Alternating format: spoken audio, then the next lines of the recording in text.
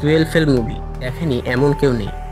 এই মুভিটিতে মনোজ শর্মা প্রথম দুইটি প্রিলিমসে ফেল করে এবং কি একটি মেন্সে ফেল করে।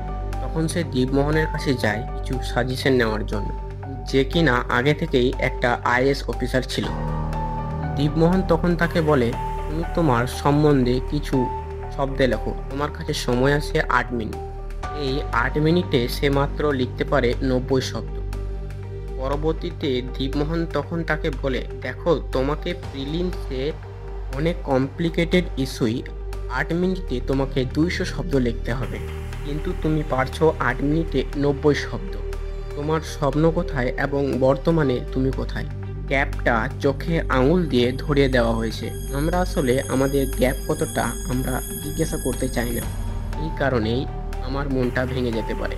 মাঝে মাঝে এরকম মন ভাঙাটাও প্রয়োজন, কেননা তোমার গ্যাপ কতটা তুমি জানলে পরবর্তীতে গ্যাপ মিনিমাইজ করার স্ট্র্যাটেজি কোনো না কোনো মেন্টর আপনাকে দিয়ে দেবে।